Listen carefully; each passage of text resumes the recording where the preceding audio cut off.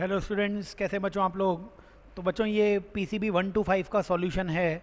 तो पीसीबी 1 2 3 4 और 5 में जितने भी टॉपिक्स आए थे कंबाइंड ये एक टेस्ट है जिससे आपके सारे टॉपिक्स रिवाइज हो जाएंगे। बेसिकली 12th की जो पूरी फिजिक्स है वो मान लीजिए आप रिवाइज हो जाएगी आपकी इस पीसीबी 1 to 5 से। तो बच्चों आपको ये पेपर डिस्क्रिप्शन में मिल जाएगा।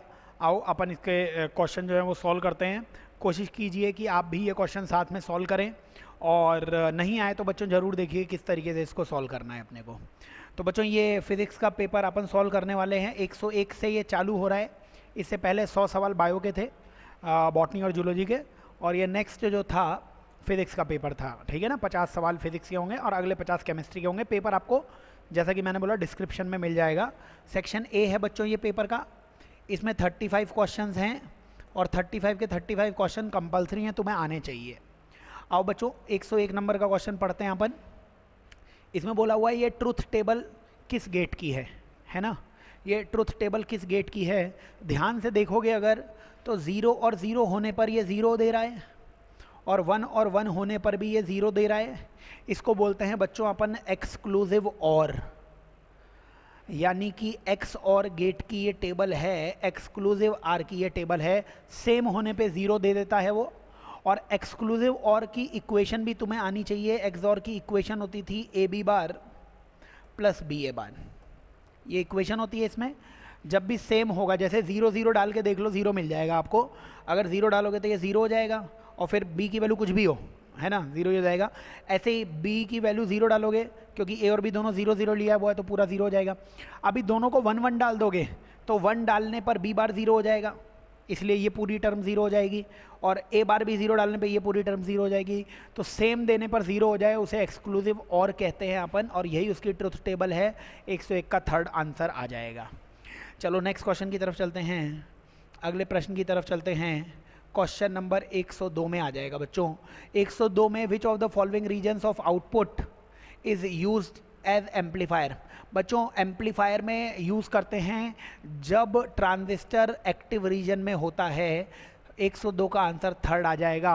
अपन इसे स्विच की तरह इस्तेमाल करते थे। ये जो अपने पास ट्रांजिस्टर दिया हुआ है, तो काफ़ी इसके यूजेस बताए जा चुके हैं आपको। और एक्टिव रीजन में जब ये होता है तब इसको किस तरीके से इस्तेमाल किया जाता है, एम्पलीफायर के जैसे याद होना चाहिए आपको। आओ नेक्स्ट क्वेश्चन की तरफ चलते हैं।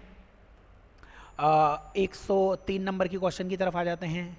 103 में बच्चों क्या बोला हुआ है, find out work done by electric field. बच्चों work done by electric field पूछा हुआ है। Work done by electric field, बच्चों फील्ड का वर्क डन होता है माइनस डेल्टा यू के बराबर। यानी कि डेल्टा यू का मतलब होता है you final minus you initial, और माइनस से मल्टीप्लाई करोगे आंसर आ जाएगा you initial minus you final. तो बताइए अपन ने क्यू चार्ज को पहले कहाँ पे रखा था, ए पर रखा था। तो क्यू चार्ज को पहले ए पर रखोगे तो आप क्यू चार्ज की इनिशियल एनर्जी देख लीजिए। क्यू चार्ज की इनिशियल एनर्जी एक तो इससे बनेगी, तो इन दोनों के बीच में एनर्जी आ जाएगी के क्यू क्यू अपॉन ए, है ना। और एक पेयर बनेगा क्यू का इस माइनस क्यू के साथ, तो वो एनर्जी कितनी आ जाएगी, माइनस में के क्यू क्यू अपॉन 3a। ये इनिशियल एनर्जी लिख दी है अपन ने इस पूरे सिस्टम की। इन दोनों की एनर्जी लिख सकते थे, लेकिन फाइनल में भी लिखोगे तो वो कैंसिल ही हो जाएगा। तो initial energy minus final energy. अब फाइनली जब ये चार्ज दूसरे मैं कलर का इस्तेमाल कर लेता हूँ, मान लीजिए फाइनल चार्ज आ जाता इधर, तो फाइनल एनर्जी में एक तो ये पेयर बनता माइनस क्यू और क्यू का, तो वो आता माइनस के क्यू क्यू अपॉन ए। और एक पेयर बनता बच्चों इस Q से इस Q का, जिसकी डिस्टेंस इस बार कितनी आ जाती है अपने पास, ये A, ये 2a, और ये मतलब ये A नहीं है, ये यहाँ से Q से यहाँ तक बनता, मतलब ये डिस्टेंस कितनी आ जाती, 3a आ जाती, है ना। तो वापस से अगला पेयर कितना बन जाता, K Q Q upon 3a। ठीक से पेयर बना लेना, है ना। ये जो डिस्टेंस आपको बताई हुई है कि कौन सा पेयर बन जाएगा, तो ये डिस्टेंस आपके पास आ जाएगी 3a के बराबर जो लिखी हुई थी। ठीक है। तो याद करना है अपने को, पेयर्स बना लेने हैं बस, और कुछ नहीं करना है इसमें। तो ये अपने पास वैल्यूज़ आ जाएंगी, इनको सॉल्व कर लो आप बच्चों, जो भी आंसर आना है वो आंसर आ जाएगा। बताइए कितना आ जाएगा इसमें, के क्यू क्यू, इस ब्रैकेट में के क्यू क्यू तो कॉमन अगर मैं लेता, तो फिर से मैं कलर चेंज करता हूँ, अलग अलग कलर से लिख रहा हूँ ताकि अपने को समझ में आए कैलकुलेशन क्या चल रही है ना। तो पहले वाला ब्रैकेट में के क्यू क्यू तो वैसे ही रहेगा, और 1/a माइनस 1/3a, तो 1 माइनस 1/3 2/3, तो 2/3a, और माइनस मैं करता यहाँ पे, तो यहाँ पे होता बच्चों 1/3 माइनस 1, अब 1/3 माइनस 1 होता तो माइनस 2/3 आ जाता, तो वो आ जाता माइनस 2/3 के क्यू क्यू बाई ए। तो ये माइनस माइनस कितना हो जाता, प्लस हो जाता, तो 4/3 प्लस में आंसर आ जाता, 4/3 प्लस में आंसर, यानी कि 103 का आंसर वो आ जाता अपने पास फोर्थ बच्चों, ठीक है। और कंफ्यूज मत होना, मान लीजिए आपने 4/3 निकाल लिया होता, माइनस प्लस में अगर आपको डाउट होता, तो ये बताओ, ये सब हटा देता हूँ मैं, प्लस में तो आंसर वैसे भी आना चाहिए था, सॉल्व तो कर ही दिया है, प्लस में तो आंसर वैसे ही आएगा क्योंकि इलेक्ट्रिक फील्ड प्लस से माइनस की तरफ होगा, तो इन दोनों चार्जेस का इलेक्ट्रिक फील्ड इधर होगा, और डिस्प्लेसमेंट या विस्थापन भी इसी डायरेक्शन में है, तो दोनों सेम डायरेक्शन में है, तो वर्क तो पॉजिटिव ही आएगा। पॉजिटिव मतलब आंसर या तो फोर्थ होना चाहिए था या तो सेकंड होना चाहिए था, वैल्यू निकाल भी लिया अपन ने, फोर्थ ही आंसर होगा। चलो नेक्स्ट क्वेश्चन की तरफ चलते हैं, अगले प्रश्न की तरफ चलते हैं, क्वेश्चन नंबर 104 की तरफ आ जाते हैं। तो बच्चों इस नेक्स्ट क्वेश्चन में आपको बोला हुआ है कि कैपेसिटेंस निकालना है, धारिता निकालनी है, एरिया दिया हुआ है 20 × 20 मतलब 400, और सेंटीमीटर स्क्वायर मतलब सेंटीमीटर को क्या लिख सकते हो, 10⁻⁻4 मीटर स्क्वायर, ठीक है ना। सेंटीमीटर को 10⁻⁻2 लिखोगे, उसका स्क्वायर आ जाएगा, एरिया आ गया। डिस्टेंस दे रखी है 10⁻³ मीटर, डिस्टेंस या दूरी 1 मिलीमीटर या 10⁻³ मीटर आ जाएगी। तो कैपेसिटेंस आ जाएगा बच्चों ε0 A/d, ε0 होता है 8.85 10⁻⁻12, ठीक है। एरिया देखोगे तो 400 × 10⁻⁻4, और d की वैल्यू आ जाएगी 10⁻⁻3। तो ये सारी वैल्यूज होती हैं, सॉल्व कर लो बच्चों, यही इसका आंसर आ जाएगा। तो 8.85 इसको 4 से मल्टीप्लाई करोगे, 4 5 जा 20 हो रहा है एक, तो 4 8 जा 32 और 34 हो जाएगा, और 4 8 जा 32 और 35, तो ये आ जाएगा 35354। अब 354 में वैसे तो आंसर ही एक है, 354 में आंसर ही एक है, तो आंसर थर्ड ही आना चाहिए, और ये सॉल्व भी कर सकते हो। 35.4 तो ये आ गया है ना। इसके अलावा 10 की पावर्स देख लो आप कितनी कितनी दिख रही है आपको, 10⁻³ ऊपर आएगी, तो ये सब कैंसिल हो गया, और बाकी क्या रह गया अपने पास, एक 10 बाकी था। अब 10 इससे मल्टीप्लाई होगा तो मतलब इंटू 10, और 10⁻12 को तो पीको फैरेड लिखा ही हुआ है, देख लो आ गया 354 पीको फैरेड, ये 10 इससे मल्टीप्लाई हो जाएगा, थर्ड आंसर आ जाएगा 104 का, ठीक है। चलो नेक्स्ट क्वेश्चन की तरफ चलते हैं, अगले प्रश्न की तरफ चलते हैं, क्वेश्चन नंबर 105 की तरफ आ जाते हैं। क्वेश्चन नंबर 105 पढ़ लो बच्चों, जितने भी क्वेश्चंस हैं आप इन सारे क्वेश्चंस को पढ़ लो, अटेम्प्ट कर लो, क्वेश्चंस होने चाहिए आपसे। क्वेश्चन बोला हुआ है energy stored in electric field produced by a metal sphere. अब मेटल स्फीयर यानी कंडक्टिंग स्फीयर है, कंडक्टिंग स्फीयर के अंदर कितनी एनर्जी स्टोर रहती है, सेल्फ एनर्जी, उसकी बात कर रहा है। सेल्फ एनर्जी का फॉर्मूला याद करवाया है KQ²/2R कंडक्टिंग के केस में, कंडक्टिंग के केस में। नॉन कंडक्टिंग के केस में कितना होता था, 3/5 KQ²/R नॉन कंडक्टिंग के केस में। तो नॉन कंडक्टिंग के केस में फर्स्ट आंसर आता, कंडक्टिंग के केस में आंसर कितना आ जाएगा, सेकंड आ जाएगा KQ²/2R। और ये कंडक्टिंग के केस में निकाल कैसे सकते हो बच्चों, आंसर तो कंडक्टिंग में आता है Q²/2C, एनर्जी होती है कैपेसिटर की, ये कंडक्टर भी एक कैपेसिटर ही है ना, संधारित्र ही है, तो Q²/2 और C की वैल्यू होती है 4πε0R। तो ये हो गया इसका डेरिवेशन, 4πε0 को तुम K लिख दो, KQ²/2R आ रहा है, सेकंड इस क्वेश्चन का आंसर आ जाएगा। कंडक्टिंग चालक गोला हो तो, नॉन कंडक्टिंग कुचालक गोला जैसे अर्थ के लिए, पृथ्वी के लिए सेल्फ एनर्जी पूछ ली तो 3/5 GM²/R आ जाएगा वो, ठीक है। तो ये एनर्जी आ जाएगी। अभी 105 का आंसर सेकंड आ जाएगा अपने पास, ठीक है। चलिए नेक्स्ट क्वेश्चन की तरफ चलते हैं, अगले प्रश्न की तरफ चलते हैं। 106 क्वेश्चन, 106 क्वेश्चन में बोला है बाय कॉन्वेक्स लेंस। बच्चों एक बाय कॉन्वेक्स लेंस है, इसकी रेडियस कितनी दे रखी है, 10 सेंटीमीटर, रेडियस दे रखी है 10 सेंटीमीटर, रिफ्रैक्टिव इंडेक्स 1.5 है। तो इसकी फोकल लेंथ पूछी है। पहले तो ये बताओ फोकल लेंथ प्लस में आनी चाहिए, वो तो देखते ही पता लगा लो, है ना, कैसे पता लगाएंगे? हमने पावर बताई थी, जब भी गड्ढे के अंदर मोर डेंसर मीडियम हो, गड्ढे के अंदर ज़्यादा रिफ्रैक्टिव इंडेक्स हो, तो यहाँ पे देखिए गड्ढा किधर बन रहा है, इधर बन रहा है, गड्ढे के अंदर कौन है 1.5, इधर भी गड्ढे के अंदर कौन है 1.5। तो अगर गड्ढे के अंदर ज़्यादा रिफ्रैक्टिव इंडेक्स है तो हमेशा पावर पॉजिटिव आती है, फोकल लेंथ भी पॉजिटिव आती है, तो ये तो आंसर वैसे ही गलत है। आता कितना है आंसर बच्चों? इस सरफेस की पावर होगी 1.5, बाहर 1 है तो μ2 माइनस μ1 बाय आर होती है पावर हर सरफेस की, तो 1.5 माइनस 1.5 बाय आर की वैल्यू 10, ठीक है, तो ये आ जाएगी। ऐसे इसकी पावर भी 1.5 माइनस 1.5 बाई 10, इनको ऐड करोगे तो टोटल पावर आ जाएगी 1/10, ऐड करोगे 0.5, अब 1/10 पावर आई है, पावर को 1/f लिख दो, तो f की वैल्यू भी यहाँ से मेरे को 10 दिख रही है, यानी सेकंड क्वेश्चन, सेकंड इसका आंसर आ जाएगा, 106 नंबर का आंसर आ जाएगा सेकंड, है ना। कुछ फॉर्मूला वार्मूला लेंस मेकर लगाने की ज़रूरत नहीं है, जिस तरीके से पढ़ाया है वैसे करो, बड़ी आसानी से क्वेश्चन सॉल्व हो जाएंगे। आगे चलिए, अगले पन्ने पे चलिए, नेक्स्ट क्वेश्चन की तरफ चलिए। 107 नंबर का क्वेश्चन क्या बोला हुआ है? मैग्नेट की लेंथ L है, मैग्नेटिक मोमेंट M है, तो मैग्नेटिक मोमेंट का formula small m into L होता था बच्चों, है ना। स्मॉल m के दो फॉर्मूले, मतलब कैपिटल M के दो फॉर्मूले होते थे। अगर आपको लूप मिलता तो INA, बार मैग्नेट मिली है तो m इंटू एल। अब इसको इस चित्र में बदल दिया। अब बताओ ये जो लेंथ होगी ये वही मैग्नेट की लेंथ ही है, L दी हुई है, लेकिन क्या इसकी वैल्यू पाई आर मानी जा सकती है? हाँ, सेमी सर्कल की लेंथ कितनी होती है? पाई आर होती है। तो अब आर की वैल्यू कितनी हो जाएगी? L बाय पाई हो जाएगी। तो नया मैग्नेटिक मोमेंट कितना आ जाएगा? m इंटू पोल्स के बीच की डिस्टेंस। बताओ इन दोनों पोल्स के बीच की डिस्टेंस क्या 2r है? तो आ जाएगा 2 इंटू आर, लेकिन r की वैल्यू कितनी है बच्चों? 2m, और r की जगह आ जाएगा L बाय पाई। तो बताइए यहाँ से m इंटू एल को कैपिटल M लिखते, आंसर आ जाता 2m बाय पाई, यानी फोर्थ इस क्वेश्चन का आंसर आ जाता, 107 का आंसर फोर्थ आ जाता। ठीक है, नेक्स्ट क्वेश्चन की तरफ चलिए। क्वेश्चन नंबर 108 पे आइए। 108 में बोला हुआ है 92U237, ये कन्वर्ट हुआ 83BI 209 में कितने अल्फ़ा और बीटा पार्टिकल्स निकलेंगे? बच्चों ये बताओ कि मास अल्फ़ा पार्टिकल का ही होता है, तो ये 237 है, ये 209 है, यानी इनका डिफरेंस अगर आप निकालोगे तो डिफरेंस कितने का आ जाएगा? 38 का डिफरेंस आ जाएगा। x and y numbers of alpha and beta particles are emitted.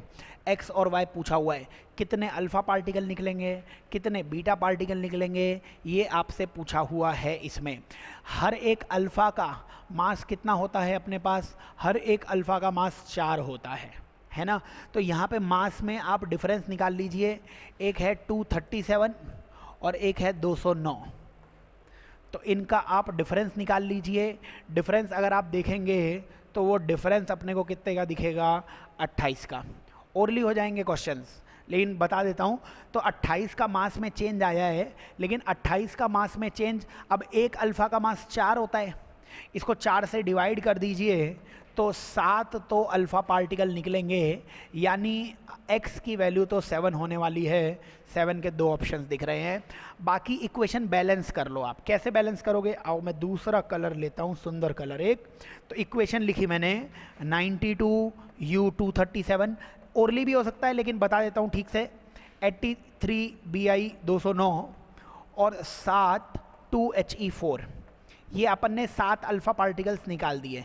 देखिए मास नंबर बैलेंस हो गया। ऊपर ये कितना आ रहा है? 237 आ रहा है, और 209 में 28 जोड़ोगे, 7 इंटू 4 28 जोड़ोगे तो ये भी 237 हो गया। नीचे वाला नंबर बैलेंस हो गया, मतलब ये ऊपर वाला नंबर बैलेंस हो गया। नीचे वाले नंबर को बैलेंस कीजिए, ये कितना है? ये 83 है, और 7 और 2 14 हो जाएगा। तो 83 और 14 अगर आप जोड़ोगे तो ये 97 आ रहा है। तो इधर 97 है लेकिन इधर 92 ही चाहिए। तो 5 बीटा पार्टिकल्स निकाल दीजिए, 5 माइनस 1 ई 0, 5 beta particles, 7 alpha 5 beta. Equation देख लेना, पूरी बैलेंस हो चुकी होगी। तो 108 नंबर का आंसर वो आ जाएगा थर्ड हमारे पास। ठीक है, बड़े स्टैंडर्ड क्वेश्चन है, आने चाहिए अपने को। आगे चलो नेक्स्ट क्वेश्चन की तरफ चलते हैं अपन। क्वेश्चन नंबर 109 पे आ जाते हैं। 109 में बोला हुआ है the radiation of wavelength lambda दिया हुआ है 200 नैनोमीटर या 2000 एंगस्ट्रॉन्ग भी इसे लिखा जा सकता है, ठीक है। और इसको 4 इलेक्ट्रॉन वोल्ट की सरफेस पे डाला गया है। अब बताइए 2000 एंगस्ट्रॉन्ग की एनर्जी होती थी बच्चों Hc बाय लैम्डा, Hc की वैल्यू होती है 12400 और नीचे 2000, 20 से 20 कैंसिल हो गए, आंसर आया 12.4/2 यानी 6.2। बताइए 6.2 की एनर्जी आई है और 4 इलेक्ट्रॉन वोल्ट इसका वर्क फंक्शन है, तो जो इलेक्ट्रॉन बाहर जाएगा उसकी एनर्जी आएगी 2.2 इलेक्ट्रॉन वोल्ट। और 2.2 इलेक्ट्रॉन वोल्ट है, इस ई को हटा दीजिए तो कितना स्टॉपिंग पोटेंशियल, 2.2 वोल्ट का स्टॉपिंग पोटेंशियल यानी 109 का दूसरा इसका आंसर आ जाएगा, ठीक है। बिल्कुल आसानी से सवाल हो जाएंगे। देखते चलिए 6.2 की एनर्जी आई, 4 एनर्जी तो ख़त्म हो जाएगी निकालने में, तो बाकी रह जाएगी 6.2 माइनस 4, तो 2.2 ही आंसर है, 109 का दूसरा आंसर। आगे चलिए नेक्स्ट क्वेश्चन की तरफ चलिए, 110 नंबर की तरफ आ जाइए। 110 में बोला हुआ है ratio of intensity of 2 waves from slit, तो इंटेंसिटी I1 बाय I2 दिया हुआ है 4/1। रेशियो ऑफ मैक्सिमम इंटेंसिटी, बच्चों मैक्सिमम इंटेंसिटी होती है √I1 प्लस √I2 का होल स्क्वायर, और नीचे लिखा है minimum intensity √I1 minus √I2 का होल स्क्वायर। अब √I1 हो जाएगा √4 और √I2 हो जाएगा √1, नीचे भी √4 माइनस √1, आंसर आ जाएगा बच्चों 9/1। सेकेंड इस क्वेश्चन का आंसर आ जाएगा। √4 को 2 लिख लेना, 2 और 1 3, 3 का स्क्वायर 9, नीचे 2 माइनस 1, 1 का स्क्वायर 1 ही हो जाएगा। 110 का आंसर देखोगे दूसरा आ जाएगा, ठीक है। चलो आगे चलते हैं, नेक्स्ट क्वेश्चन की तरफ चलते हैं। बहुत स्टैंडर्ड से क्वेश्चंस हैं, आने ही चाहिए बच्चों आप लोगों को। बताइए नेक्स्ट क्वेश्चन में air bubble in a glass slab appears 3 centimeter deep when viewed from one face and 4 centimeter from opposite surface, the real thickness of glass slab। अच्छा, अब यहाँ पे क्या है, एक अपन ने एक ग्लास का स्लैब लिया है, इसमें एक बबल दिख रहा है अपने को। इधर से जब देखा गया, इधर से जब देखा गया तो वो 3 सेंटीमीटर डीप दिखा, मतलब डी अपेरेंट कितना दिया हुआ है, वो 3 सेंटीमीटर दिया हुआ है। अच्छा, एक फॉर्मूला होता था, अपेरेंट डेप्थ जो होती थी उसका फॉर्मूला होता था वो d बाय म्यू के बराबर होती थी। ये d क्या होता था, एक्चुअल डेप्थ अपॉन म्यू। तो बताइए एक्चुअल डेप्थ कितनी हो जाएगी, म्यू इंटू अपेरेंट या आभासी डेप्थ के बराबर। तो यहाँ से देखने पर आभास हो रहा है कि वो 3 में है, तो एक्चुअल में वो डिस्टेंस कितनी हो जाएगी, एक्चुअल में वो डिस्टेंस हो जाएगी म्यू इंटू डी यानी कि 3 म्यू के बराबर। अब यहाँ से देखने पे लगा कि वो 4 सेंटीमीटर पे है, तो एक्चुअल में वो डिस्टेंस कितनी हो जाएगी, म्यू इंटू 4 के बराबर।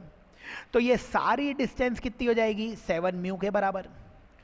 और अब अपने को म्यू की वैल्यू 1.5 दे रखी है, तो 7 इंटू 1.5, 7 इंटू 1.5 करोगे तो आपके पास 10.5 यानी कि चौथा आंसर आ जाएगा। फॉर्मूला लगाना है अपने को, आंसर आ जाएगा। नेक्स्ट क्वेश्चन में चलिए, आप अगले प्रश्न में चलिए। बताइए 112 नंबर के क्वेश्चन में इलेक्ट्रोमैग्नेटिक वेव्स कौन सी हैं, इलेक्ट्रोमैग्नेटिक वेव्स, बीटा पार्टिकल्स। ये तो बच्चों रेडियो एक्टिव में जो इलेक्ट्रॉन्स निकलते हैं उनको बीटा पार्टिकल्स कहते हैं। अल्फा रेज बच्चों जो हीलियम न्यूक्लियस होते हैं उनको अपन कहते हैं। बच्चों कॉस्मिक रेज की एनर्जी सबसे ज़्यादा होती है, बट ये इलेक्ट्रोमैग्नेटिक वेव्स नहीं हैं। इलेक्ट्रोमैग्नेटिक वेव्स गामा रेज होती हैं, गामा से ही चालू होती हैं, गामा, एक्सरे, अल्ट्रावायलेट, विजिबल है ना, तो चालू गामा से ही होती हैं। कॉस्मिक रेज की एनर्जी सबसे ज़्यादा होती है, बट वो इलेक्ट्रोमैग्नेटिक रेडिएशंस नहीं होती हैं, ठीक है। तो इसका आंसर आ जाएगा 4th 112 का। आगे चलिए नेक्स्ट क्वेश्चन की तरफ चलिए। 113 क्वेश्चन पे आ जाइए। आराम से क्वेश्चन को पढ़ लीजिए, क्वेश्चंस आपको ही सॉल्व करने हैं, केवल आपकी मदद की जा रही है कि आप अपने लक्ष्य तक आसानी से पहुँचें। 113 नंबर के क्वेश्चन में क्वालिटी फैक्टर आपसे पूछा गया है। क्वालिटी फैक्टर आपसे पूछा गया है, कितना होगा 113 नंबर में क्वालिटी फैक्टर आपसे पूछा गया है। या तो आपको इसका फॉर्मूला पता हो, है ना, तो बहुत अच्छी बात है, अगर फॉर्मूला पता नहीं हो तो थोड़ा बहुत डेरिवेशन आना चाहिए, है ना। और क्वालिटी फैक्टर का वैसे फॉर्मूला होता था 1/r√L/c, और ये ऑप्शन मेरे को दिख रहा है फर्स्ट, आंसर तो इसका फर्स्ट ही है। क्वालिटी फैक्टर का थोड़ा बहुत अगर मैं बताना चाहूँ आपको, एसी में बताते हैं हम, ऐसे इस तरीके से ग्राफ आता था इसका, ठीक है। ये ग्राफ आता था आई और एफ में, करंट में और फ्रीक्वेंसी में। तो करंट, ये मैक्सिमम करंट होता था रेजोनेंस फ्रीक्वेंसी पे, ये बताया गया था। और ये जो इसकी चौड़ाई है ना, ये जो इसकी विथ है, इसको बैंड विथ कहते थे। इसको आप जितना दबाते चले जाओगे उतना ही ये शार्प होता जाएगा, करंट उतना ही ऊपर निकलता जाएगा, क्वालिटी फैक्टर उतना ही बढ़ता चला जाएगा। इसको क्वालिटी फैक्टर कहते थे अपन। तो इसको, ये जो चौड़ाई है, इसको कम करोगे तब क्वालिटी फैक्टर बढ़ेगा, तो इस चौड़ाई को बैंड विथ कहते थे, इसलिए क्वालिटी फैक्टर बैंड विथ के इन्वर्सली प्रोपोर्शनल आता था, है ना, व्युत्क्रमानुपाती। और ऊपर आ जाती थी कांस्टेंट फ्रीक्वेंसी, रेजोनेंस फ्रीक्वेंसी, और नीचे आ जाता था बैंडविड्थ या डेल्टा एफ। तो ये फॉर्मूला है वैसे क्वालिटी फैक्टर का, और यहाँ से आप क्वालिटी फैक्टर के फॉर्मूले तक पहुँच सकते हो। तो सब चीज़ें पता होनी चाहिए, बाकी 113 का पहला ऑप्शन आ जाएगा सॉल्व करने पे। आगे चलिए नेक्स्ट क्वेश्चन की तरफ चलते हैं अपन। 114 नंबर के क्वेश्चन पे आ जाते हैं। 114 नंबर के क्वेश्चन में बच्चों, एक तो यहाँ पे ये 220 वोल्ट दिया हुआ है, और यहाँ पर भी इसमें 220 वोल्ट का करेक्शन करवा दिया गया है। तो 220 वोल्ट मान के इसे सॉल्व करना मतलब, है ना। तो अब क्वेश्चन देख लो, ट्रांसफार्मर यूज़ किया गया है to proper glow of a bulb rated 100 watt and 110 volt. तो एक बल्ब है, और वो जो बल्ब है वो 100 वॉट और 110 वोल्ट की दी गई है, और 220 वोल्ट की मेन लाइन आ रही है ना।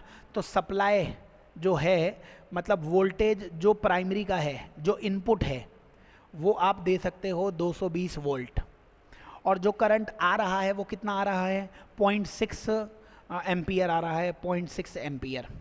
तो बताओ पावर इनपुट कितनी आ जाएगी। पावर इनपुट आ जाएगी V इंटू आई। V की वैल्यू है 220, I की वैल्यू है 0.6, यानी कि 132 वोल्ट। तो पावर इनपुट कितना आ जाएगा, 132 वोल्ट आ गया। आउटपुट हमें कितने का चाहिए, आउटपुट 100 वॉट का आपको चाहिए। तो एफिशिएंसी हो जाएगी 100/132, है ना। ये पावर आई है, वॉट में ही आ रही होगी। तो 132 वो क्या है, आउटपुट कितने का है, 100 का, इनपुट कितने का है, 132 का, इंटू 100 कर लेना। यही बच्चों एफिशिएंसी आने वाली है 114 नंबर के प्रश्न की। ठीक है, सॉल्व कर लेना इसे, जो भी आंसर आ जाए। जैसे थोड़ा बहुत अगर इसे सॉल्व करोगे आप तो बताइए, 2 से ये 50 आ जाएगा, और 2 से इसको करते 2 6 जा 12 हो जाता, ये 66 आ जाता। 2 से और काटते तो ये 33 आ जाता, और ये 25 आ जाता। और 33 में लगभग ये 3 टाइम्स आ जाएगा बच्चों। तो 75 के लगभग कोई आंसर दिया हो, यानी 114 का सेकंड आंसर आ जाएगा। ठीक है ना, तो सॉल्व कर लेना, आंसर आ जाएगा लगभग। आगे चलते हैं, 114 के आगे चलो, नेक्स्ट क्वेश्चन पे चलते हैं, 115 नंबर के क्वेश्चन पे। तो इस नेक्स्ट क्वेश्चन में बच्चों आपको दिया हुआ है कि number of turns in inductor. तो n जो है ना, नंबर ऑफ टर्न्स वो डबल कर लिए गए हैं, और नंबर ऑफ टर्न्स डबल कर लिए गए हैं तो सेल्फ इंडक्शन पे क्या प्रभाव पड़ेगा। L की वैल्यू चाहिए बच्चों, फाई इक्वल्स टू Li होता था, फाई की वैल्यू NBA होती थी, L और ये I आ जाता था, n रहेगा, नंबर ऑफ टर्न्स n है। B की वैल्यू होती थी μ0 Ni/2r, A की भी वैल्यू होगी, और ये Li आ जाएगा। I से I कैंसिल हो जाता था। हम बताते भी थे कि सेल्फ इंडक्शन L स्वप्रेरण L धारा या I पे डिपेंड नहीं करता है। यहाँ से L प्रोपोर्शनल टू n² दिख रहा है बच्चों, ये n इंटू n कितना हो जाएगा, n² हो जाएगा। बाकी सब चीज़ें कांस्टेंट दी हैं, n को डबल कर दिया है तो L कितना हो जाएगा, 4 गुना हो जाएगा। 4 गुना मतलब ये नहीं, 4 गुना मतलब थर्ड आंसर ये इसका आ जाएगा। अगर आपने डबल कर रखा है n को तो 115 उसका आंसर आ जाएगा 4 गुना। ठीक है, आगे चलिए, नेक्स्ट क्वेश्चन की तरफ चलिए, बताते चलिए। 116 नंबर का प्रश्न, 116 में इक्वेशन दे रखी है, वेवलेंथ पूछी हुई है अपने से। बताइए आपको ये दिख रहा है 100t माइनस एक्स बाय 5, तो ओमेगा टी माइनस के एक्स होता था, तो के की जगह बच्चों 1/5 दिख रहा है अपने को। के की जगह दिख रहा है 1/5। कैसे दिख रहा है के की जगह 1/5? क्योंकि एक्स से जो भी मल्टीप्लाई होगा वही के होता था। भूल मत जाना, ध्यान से देख लेना, यहाँ पे एक कलाकारी कर रखी है, अभी अभी मैंने देखी। देखिए ये ब्रैकेट है, ब्रैकेट के बाहर पाई और है, तो पाई से मल्टीप्लाई ज़रूर कर देना, ठीक है, तो कहीं जल्दीबाजी में मिस्टेक हो जाए। तो ये तो ओमेगा हो जाता था, और एक्स के साथ जो भी लिखा हुआ है π/5, ये π/5 ही क्या हो जाएगा, के हो जाएगा। के की वैल्यू 2π/λ होती थी, और पाई से पाई कैंसिल हो जाएगा। लैम्डा की वैल्यू बच्चों 10 दिख रही है, यानी 116 का आंसर थर्ड आ जाएगा अपने पास। ठीक है, आगे चलते हैं, 116 के आगे चलते हैं, नेक्स्ट क्वेश्चन की तरफ चलते हैं। और 117 नंबर के क्वेश्चन में बोला हुआ है कि चार्ज क्यूब प्लेस किया गया है corner of cube of side, total flux. तो ये तो स्टैंडर्ड क्वेश्चन है बच्चों। अगर आपने किसी चार्ज को क्यूब के किनारे पर रखा है, क्यूब के किनारे पर रखा है, तो केवल इसका 1/8 पार्ट ही अंदर रहेगा, और फ्लक्स होता है Q in by epsilon not. तो अंदर है q/8 एप्सिलॉन नॉट, यानी फोर्थ इस क्वेश्चन का आंसर आ जाएगा। ठीक है, चलो अगले क्वेश्चन की तरफ चलते हैं, नेक्स्ट क्वेश्चन की तरफ चलते हैं, 118। तो बच्चों नेक्स्ट क्वेश्चन में आपको v दिया हुआ है, और आपसे क्या पूछा हुआ है, इलेक्ट्रिक फील्ड पूछा हुआ है। अच्छा, v और इलेक्ट्रिक फील्ड का बच्चों फॉर्मूला होता है, E की वैल्यू होती है -dv/dr। अब क्योंकि v में तुम्हें x y z सब दिख रहा है, तो इसका पार्शियल डिफरेंशिएशन कर लीजिए। पार्शियल डिफरेंशिएशन अगर आप विद रिस्पेक्ट टू x करते, दिया क्या हुआ है, -x³ y -yz², ये दिया हुआ है। बोलिए x के रेस्पेक्ट में डिफरेंशिएशन करते तो x³ का कितना हो जाता, -3x² y, और आगे तो कुछ दिखता नहीं क्योंकि x है नहीं आगे। इसी में अगर डिफरेंशिएशन करते विद रिस्पेक्ट टू y, तो y में डिफरेंशिएशन करते तो दिखता -x³ -z²। केवल y का डिफरेंशिएशन करते तो y हट जाता, क्या आता, -x³ -z²। अगर ऑप्शन देखेंगे, क्योंकि यहाँ पे फॉर्मूले में माइनस और है, इसको माइनस से मल्टीप्लाई कर देंगे तो आपको दिखेगा 3x²y। देखिए पहले ऑप्शन में 3x²y आई कैप में, इसको माइनस से मल्टीप्लाई कर देंगे तो क्या बन जाएगा, x³ z² j में। अब ऐसा कोई और ऑप्शन है ही नहीं, तो आगे डिफरेंशिएशन करने की ज़रूरत नहीं है, फर्स्ट ऑप्शन ही सही हो जाएगा। क्योंकि आई कैप के साथ 3yx² ऐसा केवल फर्स्ट और थर्ड में ही दिख रहा था, तो इन दोनों में से एक सही था, लेकिन यहाँ पे x² -z² वो गलत हो गया, इसीलिए फर्स्ट ऑप्शन आ जाएगा। आइए नेक्स्ट क्वेश्चन की तरफ चलते हैं, अगले प्रश्न की तरफ चलते हैं, और 118 के आगे क्वेश्चन 119 की तरफ आ जाते हैं। 119 में बोला है car is approaching a stationary observer. एक ऑब्जर्वर है, वो रुका हुआ है, रेस्ट में है, और एक कार है जो इसकी तरफ आ रही है, v/10 से। v साउंड की स्पीड दे रखी है। अपेरेंट फ्रीक्वेंसी आपको बतानी है कितनी होगी। तो अपेरेंट फ्रीक्वेंसी का फॉर्मूला होता है एक्चुअल फ्रीक्वेंसी। एक्चुअल फ्रीक्वेंसी मतलब 50 दे रखी है, formula v ± vo v ± vs, ये फॉर्मूला होता था, है ना, o और s। अब इसमें क्या है, ऑब्जर्वर रेस्ट में है, तो ये ऊपर तो कुछ लिखना नहीं पड़ेगा अपने को। बताइए सोर्स ऑब्जर्वर की तरफ आ रहा है, ऑब्जर्वर की तरफ आएगा तो ज़्यादा सुनाई पड़ेगा उसे, ज़्यादा आंसर के लिए नीचे बच्चों माइनस लगाओगे ताकि ओवरऑल क्वांटिटी कम हो जाए और आंसर बड़ा आ जाए। आंसर आ गया, vs की जगह v/2 लिखना पड़ेगा आपको, तो v - v/2 कितना आएगा, v/2 आ जाएगा। और अगर ये v/2 आया, अच्छा v/2 नहीं, v/10 लिखना पड़ेगा, v/10।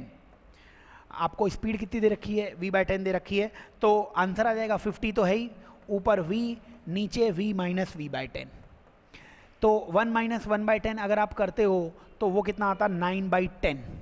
9/10 मतलब 50 और 1/9/10 यानी 500/9, ये आंसर आ जाता। यहाँ से आप 9 5 जा कितना बोल देते, 45, और 50, फिर 55, और 55 के लगभग आंसर 56 है, 119 का आंसर वो आ जाता दूसरा। ठीक है, सॉल्व कर लेना, जो भी वैल्यू दे रखी है ठीक से लिखो, आंसर आ जाएगा। नेक्स्ट क्वेश्चन की तरफ चलते हैं, अगले प्रश्न की तरफ चलते हैं। 120 नंबर के क्वेश्चन पे आ गए। बताइए 120 में बोला है नेट रेजिस्टेंस ए और बी के बीच में पूछा हुआ है।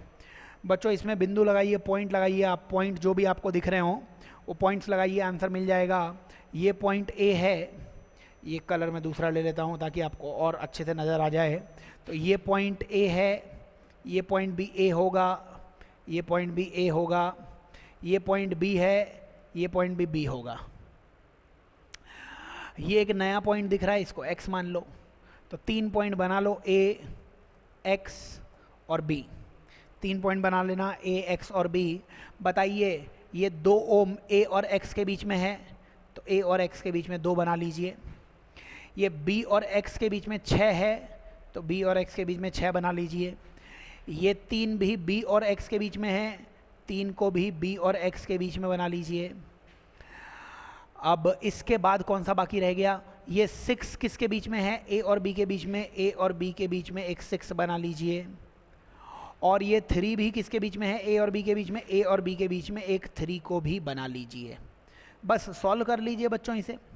देखिए 6 और 3 ये पैरेलल में 2 हो जाएगा, r1 r2 upon r1 plus r2, 6 into 3 18 upon 9 2 हो जाएगा। ये 2 और 2 सीरीज़ में 4 हो जाएगा बच्चों।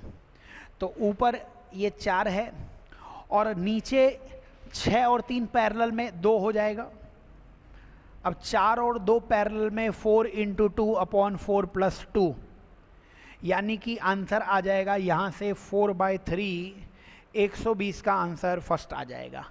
पॉइंट लगाइए, आप एक एक पॉइंट बना लीजिए। मैं पॉइंट वापस से दिखा देता हूँ, आप पॉइंट्स आराम से बना लीजिए। ये पॉइंट ए होगा, ये पॉइंट भी ए होगा, ये पॉइंट भी ए होगा, क्योंकि बीच में कोई भी उपकरण, कोई इंस्ट्रूमेंट नहीं है। ये पॉइंट बी है, इसको भी बी होना पड़ेगा बस। और ये एक नया पॉइंट, ना तो ए है ना तो बी है, तो एक्स मान लिया। अब बना लो, 3 पॉइंट्स की ज़रूरत है, 3 पॉइंट्स बना लो, सॉल्व करोगे आंसर आ जाएगा। आओ नेक्स्ट क्वेश्चन की तरफ चलते हैं, अगले प्रश्न की तरफ चलते हैं। 121 नंबर के क्वेश्चन पे आ जाते हैं। 121 नंबर के क्वेश्चन में आपसे पूछा हुआ है ए का पोटेंशियल।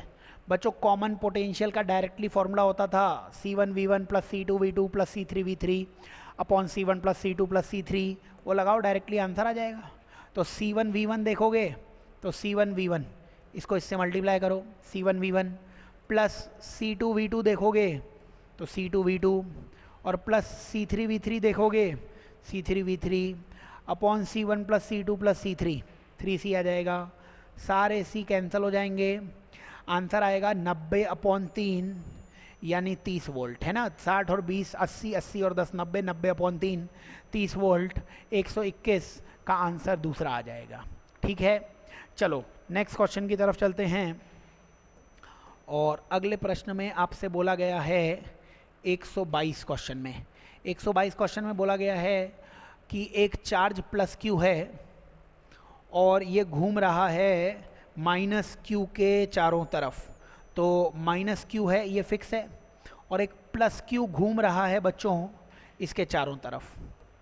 तो ये तो ग्रेविटेशन का क्वेश्चन हो गया। जैसे ये मान लो सन होता और अर्थ घूम रही होती, तो एंगुलर मोमेंटम कंजर्व नहीं होता है क्या अर्थ का? होता ही है, उसी से अपन एरियल वेलोसिटी कांस्टेंट बोलते हैं। तो एंगुलर मोमेंटम कोणीय संवेग कांस्टेंट रहेगा। अब क्यों कांस्टेंट रहेगा? क्योंकि फोर्स हमेशा कहाँ से गुजरेगा? इसी पॉइंट से गुजरेगा। तो इस फोर्स का टॉर्क या बला गुण 0 हो जाएगा, टॉर्क 0 यानी एंगुलर मोमेंटम कांस्टेंट हो जाएगा। आंसर आ गया आपके पास सेकंड। आगे चलिए नेक्स्ट क्वेश्चन की तरफ चलिए, 123 पे आ जाइए। 123 में बोला गया है कॉन्वेक्स मिरर दिया हुआ है आपको, कॉन्वेक्स मिरर दिया हुआ है, फोकल लेंथ दी हुई है 30 सेंटीमीटर की, produces real inverted image of magnification 0.5। अब मैग्निफिकेशन 0.5 दिया हुआ है, 1/2 दिया हुआ है। बताओ मैग्निफिकेशन 1/2 दिया हुआ है, आगे पढ़ते हैं। By how much distance the object should be brought closer to the object, closer to obtain the virtual erect image of magnification 2। तो हाफ मैग्निफिकेशन की रियल और इन्वर्टेड इमेज दी गई है, रियल और इन्वर्टेड, है ना। और ये बताइए अब बाद में मैग्निफिकेशन 2 चाहिए वर्चुअल इमेज और इरेक्ट इमेज चाहिए। तो ये बताइए, आपको हमने जब पढ़ाया था तो कुछ पॉइंट्स बताए थे, ये F है, ये 2F है, इसको हम बोलते थे फर्स्ट रीजन, ये सेकंड, ये थर्ड, ये फोर्थ। 1 और 4 में कुछ भी हो ऑब्जेक्ट और इमेज वो हमेशा बड़ा ही होगा, 2 और 3 में कुछ भी हो वो छोटा ही होगा। बताइए 1 की इमेज 2 में बनती थी, ठीक है, अगर 1 में ऑब्जेक्ट होता है तो इमेज 2 में बनती थी और ये रियल होती थी। अब तुम्हें समझ में आना चाहिए कि सबसे पहले ऑब्जेक्ट इसी 1 में ही रखा होगा, क्योंकि 1 में रखोगे तो 2 में बनेगी, अगर 2 में रखते तो 1 में बनती, लेकिन वो बड़ी बन जाती तो मैग्नीफिकेशन हाफ नहीं होता। मैग्नीफिकेशन हाफ है, इसका मतलब ऑब्जेक्ट को आपने यहीं कहीं पे रखा होगा, है ना। वापस से बोल देता हूँ, यहाँ पे ऑब्जेक्ट रखोगे तो इमेज 2 पे बनेगी, छोटी बन जाएगी, और रियल की रियल बनेगी तो उल्टी तो बनेगी, वही बोला हुआ है आपसे, है ना। तो ये याद करना है कि ऑब्जेक्ट यहीं पे होगा, और ऑब्जेक्ट यहाँ पे है तो कितनी दूर पे होगा वो भी निकाल सकते हो। मैग्नीफिकेशन का फॉर्मूला F/x बताया हुआ है आपको, वो 1/2 दिया हुआ है। x की वैल्यू आ जाएगी 2f। x होता था फोकस से डिस्टेंस, तो फोकस से कितनी डिस्टेंस पे होगा बताइए, फोकस से कितनी डिस्टेंस पे होगा 2f। तो फोकस से अगर 2f डिस्टेंस बनाओगे तो फिर ऑब्जेक्ट इसके पोल से कितनी डिस्टेंस पे रहा होगा, 3f डिस्टेंस पे। तो 3f डिस्टेंस पे शुरुआत में ऑब्जेक्ट रहा होगा और उसकी इमेज बन रही होगी 1.5f पर, है ना। तभी मैग्नीफिकेशन उसका कितना हो गया होगा, हाफ हो गया होगा। अब आप ये बताइए मेरे को, अब अपने को मैग्नीफिकेशन दुगना करना है और इमेज वर्चुअल चाहिए। देखिए वर्चुअल इमेज बच्चों तभी बन सकती है, 3 की इमेज 4 में बनती थी और वही वर्चुअल होती है। इसका मतलब अब ऑब्जेक्ट को आपने कहाँ पे रखा होगा, अब ऑब्जेक्ट को रखा होगा आपने थर्ड रीजन में। अगर थर्ड रीजन में रखा होगा तो मैग्नीफिकेशन का फिर से फॉर्मूला मैंने F/x लगाया, लेकिन इस बार वो 2 है तो x की वैल्यू आ गई F/2, और x की वैल्यू अगर F/2 है तो F/2 मतलब फोकस से डिस्टेंस, लेकिन फोकस से F/2 आगे की पीछे मेरे को पहले ही पता है थर्ड में रखना है, तो F/2 इधर ये आ गया होगा अपने पास F/2, मतलब पोल से भी कितनी डिस्टेंस आ जाएगी, F/2। तो बताओ ऑब्जेक्ट को कितना अपने को डिस्प्लेस करना पड़ा, पहले ऑब्जेक्ट 3f पे था, अब ऑब्जेक्ट F/2 पर है, तो 3f माइनस F/2, 3 माइनस आधा करोगे 2.5f, इतना अपने को शिफ्टिंग करनी पड़ेगी। f की वैल्यू 30 दे रखी है, 2.5 इंटू 30, ये आंसर आ जाएगा 25 इंटू 3, 75 सेंटीमीटर शिफ्टिंग करनी पड़ जाएगी। 123 नंबर के क्वेश्चन का आंसर आ जाएगा फोर्थ। बहुत ही क्लासिकल, बहुत ही अच्छा सवाल है, अगर ये सवाल हो रहा है ऑप्टिक्स के क्वेश्चन हो जाएंगे आपसे। नेक्स्ट क्वेश्चन की तरफ चलते हैं, अगले प्रश्न की तरफ चलते हैं, 124 नंबर के प्रश्न पे। करंट इलेक्ट्रिसिटी इंपॉर्टेंट टॉपिक है, उसका क्वेश्चन आ गया। बताइए मेरे को, ये 4 और 4 पैरेलल में 2 हो जाते हैं, है ना। कैसे होते हैं, R1 R2 upon R1 plus R2, तो 2 ही आ जाएगा, 16 अपॉन ये आप देखेंगे 8, है ना। तो 2 ओम, मतलब थर्ड ऑप्शन तो गलत हो गया। पैरेलल में बैटरीज हैं तो फॉर्मूला होता था E1 R2 plus minus E2 R1 upon R1 plus R2। बच्चों ध्यान से देखना, यहाँ पे बैटरी उल्टी जोड़ी हुई हैं, बैटरी जो जोड़ी गई हैं वो इस तरीके से जोड़ी गई हैं, अगर आपको दिखाई दे तो ये 16 वोल्ट की बैटरी, ऊपर वाली बैटरी तो ऐसी है 16 वोल्ट की, और नीचे वाली बैटरी इसके उल्टी जोड़ी हुई है। बिकॉज ये उल्टी जोड़ी हुई है इसीलिए यहाँ पे फॉर्मूला आपको कौन सा लगाना पड़ेगा, माइनस वाला लगा दो। E1 R2, E1 R2 मतलब 16 को 4 से मल्टीप्लाई करो, 16 इंटू 4 64, माइनस 4 को 4 से मल्टीप्लाई करोगे तो 16 अपॉन R1 प्लस R2 8 दिया हुआ है, आंसर आ गया 64 माइनस 16 48 होता है, 48 अपॉन 8 6 आ जाएगा, आंसर आ गया हमारे पास। बैटरी 6 वोल्ट की, रेजिस्टेंस 2 का, यानी 124 का आंसर आ जाएगा फोर्थ आपके पास, ठीक है। चलो नेक्स्ट क्वेश्चन की तरफ चलते हैं, अगले प्रश्न की तरफ चलते हैं, और अगला प्रश्न आएगा क्वेश्चन नंबर 125। तो बताइए 125 नंबर के क्वेश्चन में आपसे बोला गया है कि 2 unknown resistance of equal resistance are connected in a circuit as shown. तो यहाँ पे जोड़ा गया है the value of R, the reading in the ammeter will be 4 ampere. अगर एमीटर में रीडिंग 4 है तो आपको बताना है आर की वैल्यू क्या होगी। अब ये बताओ मेरे को, क्या ये बैलेंस व्हीटस्टोन ब्रिज दिख रहा है? 8/32 यानी 1/4 और 12/48 यानी ये भी कितना हो जाएगा 1/4, और ये 1/4 है, इसका मतलब इस 36 को हटा दो बच्चों। अगर इस 36 को आप हटा देते तो क्या बाकी रह जाता?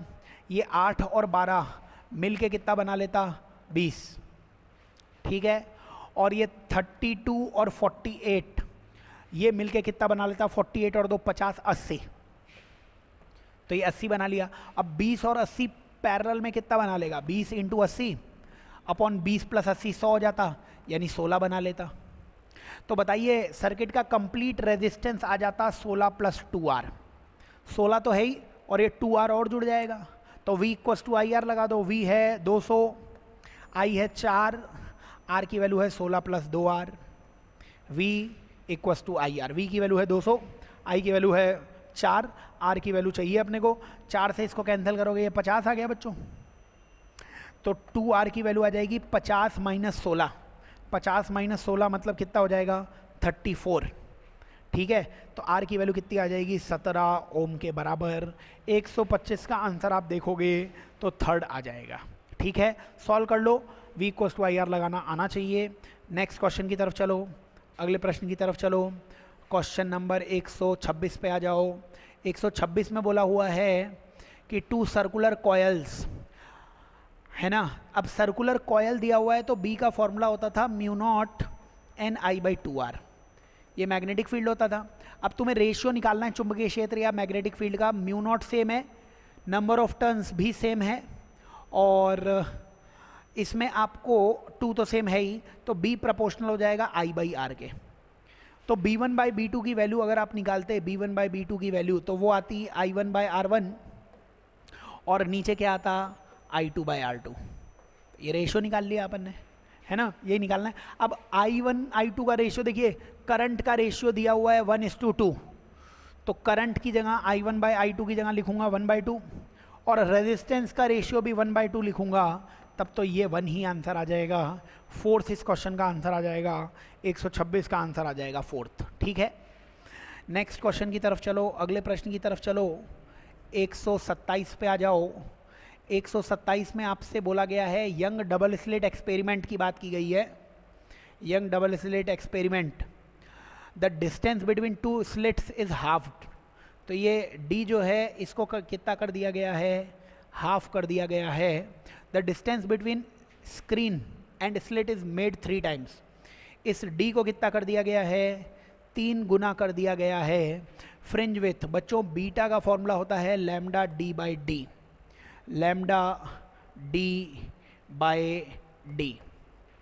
ये लैम्डा D/D अपने पास फॉर्मूला होता है फ्रिंज विथ का, ठीक है। तो इस फ्रिंज विथ में आपको बोला क्या गया है कि अपन ने D को कितना कर दिया गया है? 3 गुना। इस D को कर दिया गया है आधा, आधे का 2 ऊपर आ जाएगा, और कुल मिला के 6 गुना, यानी 127 का आंसर आ जाएगा हमारे पास तीसरा, ठीक है। तो याद करना है अपने को, फ्रिंज विथ का सिंपल सा फॉर्मूला है लैम्डा D/D। डेरिवेशन भी कर सकते हो, याद है तो बहुत अच्छी बात है। चलो नेक्स्ट क्वेश्चन की तरफ चलते हैं। क्वेश्चन नंबर 128 पे आ जाते हैं। 128 क्वेश्चन लॉजिक गेट्स, बहुत अच्छे से करके जाना, बहुत आसान और बहुत स्कोरिंग आने वाला है, ठीक है बच्चों। ये कौन सा गेट है? एंड गेट है। एंड के आगे ऐसे गोला लगा दिया गया है, ये नैंड गेट बन गया है। अगर मैं यहाँ पे बोलता A, यहाँ पे बोलता मैं B, तो A.B और उसका लगा हुआ है बार, तो ये कितना आ जाएगा? A bar plus B bar, dot का बार प्लस हो जाएगा।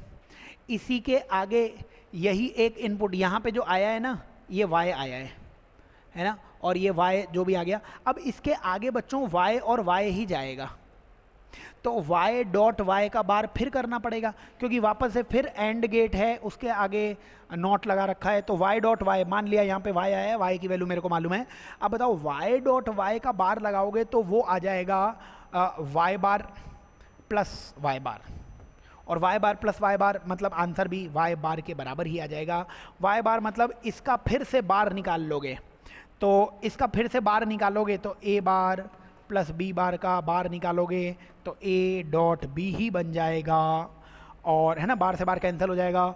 ए डॉट बी मतलब ये 128 का दूसरा आंसर आ जाएगा, एंड गेट बन जाएगा। ठीक है, चलो आगे चलते हैं, नेक्स्ट क्वेश्चन की तरफ चलते हैं, 129 प्रश्न की तरफ चलते हैं। इस 129 नंबर के प्रश्न में भी बहुत सारे कन्फ्यूजन्स हैं बच्चों को। आपसे क्वेश्चन ने क्या पूछा हुआ है वो आप बताइए। एक डाइलेक्ट्रिक स्लैब इंसर्ट कर दी, the plates of an isolated capacitor, force between the plates. अब एक प्लेट ये है बच्चों, एक प्लेट ये है, बताइए एक प्लेट पे चार्ज डेंसिटी, दूसरे प्लेट पे चार्ज डेंसिटी, एक पे प्लस सिग्मा एक पे माइनस सिग्मा में मान लेता, तो बताइए इस पे फोर्स कितना लगता। फोर्स होता Q इंटू ई, तो Q तो रहता, E कौन जनरेट करता, ये इलेक्ट्रिक फील्ड जनरेट करता। ये कितना इलेक्ट्रिक फील्ड जनरेट करेगा, ये इलेक्ट्रिक फील्ड जनरेट करेगा सिग्मा बाय 2 एप्सिलॉन नॉट। तो इतना फोर्स लगेगा इस प्लेट पर, सही है।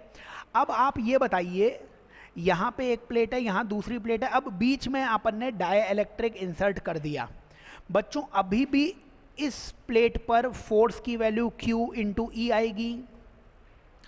बताइए मेरे को कि इस प्लेट ने कितना फोर्स लगाया, ये निकालना है। इस प्लेट ने कितना फोर्स लगाया, तो इस प्लेट ने कितना इलेक्ट्रिक फील्ड क्रिएट किया, इस प्लेट ने तो अभी भी उतना ही इलेक्ट्रिक फील्ड क्रिएट किया है, तो फोर्स नहीं बदलेगा, सेम रहेगा। इसके बीच में इलेक्ट्रिक फील्ड चेंज हुआ है, तो बीच में कोई पार्टिकल रखा होता उस पे फोर्स बदलता। इस प्लेट पे तो, ये प्लेट तो एयर में है, डाइलेक्ट्रिक में थोड़ी ना है, तो एयर में तो पहले भी ये वाली प्लेट कितना इलेक्ट्रिक फील्ड जनरेट कर रही थी, सिग्मा बाय 2 एप्सिलॉन नॉट, और अभी भी कितना जनरेट करेगी, sigma bye 2 epsilon not. Electric field same है तो फोर्स सेम रहेगा, थर्ड आंसर आ जाएगा। काफ़ी बच्चों ने गलत किया है। आगे चलिए, नेक्स्ट क्वेश्चन की तरफ चलिए, 130 पे आ जाइए।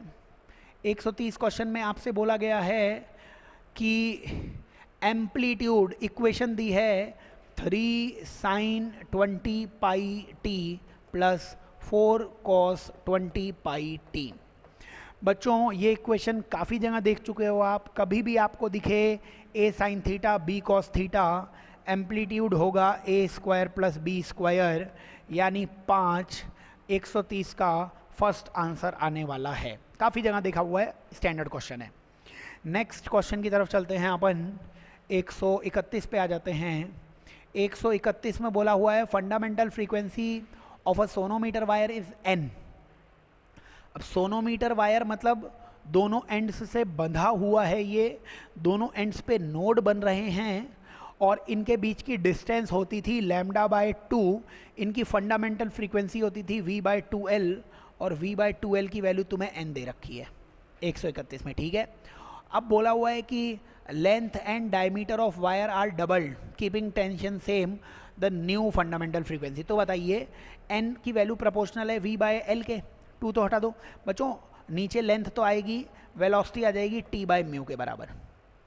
अब क्वेश्चन ने बोला हुआ है कि लेंथ अपन ने डबल कर दी है, यानी इस l को डबल किया है। म्यू का मतलब होता है मास पर यूनिट लेंथ, म्यू की वैल्यू क्या होती है, मास पर यूनिट लेंथ होती है, म्यू की वैल्यू होती है मास पर यूनिट लेंथ, ठीक है। और ये बताइए मेरे को, डेंसिटी होता है मास अपॉन वॉल्यूम, वॉल्यूम को एरिया इनटू लेंथ लिख दिया, तो बच्चों यहाँ से रो इंटू ए की वैल्यू आती है म्यू के बराबर, ये m बाय एल को आप म्यू लिख सकते हो, तो यहाँ से ये फॉर्मूला बन जाएगा 1 by L root T by rho into A. अब क्वेश्चन ने बोला है केवल लेंथ और डायमीटर को डबल करना है, ये टेंशन डेंसिटी मटेरियल सेम ही है, डेंसिटी सेम रहेगी, तो आंसर आएगा लेंथ डबल हो गई तो लेंथ की जगह 2 लिख देना। बच्चों एरिया में पाई आर स्क्वायर आता है, डायमीटर डबल की होगी तो यहाँ पे जो आर स्क्वायर है वो भी डबल हो जाएगा।